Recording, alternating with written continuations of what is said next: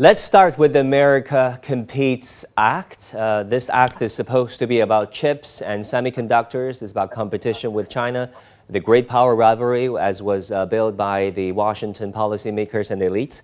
But it does contain clauses on manufacturing narratives on China. $500 million will be spent in the next few years on directing the news coverage and news angles on China, depicting negative coverages.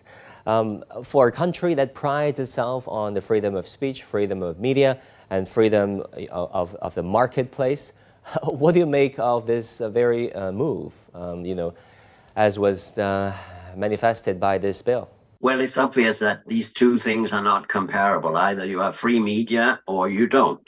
If you have government supported by millions of dollars, of course, that means you are not free to write and do what you want, according to journalistic standards. However, this is nothing new. 3 years ago, you had the S1169, which was presented but not enacted into law, which talked about $1,500 million to promote journalism that had a negative base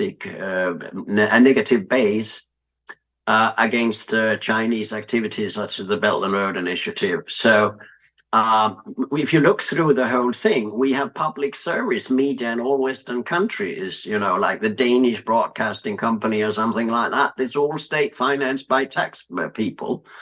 We have private media in the West, which are have to operate within the framework of commercialism, of pleasing their owners, etc. We have intelligence services who, since the 60s, have worked with influencing media. The Americans have what is called the United States Agency for Global Media, that are 840 million per year, reaching, I think, about 400 million people per week, which are totally state-financed, USAGM, as it's called. Then you have think tanks, which are often financed by Pentagon and State Department, and the media would use experts from them to give a negative view of China.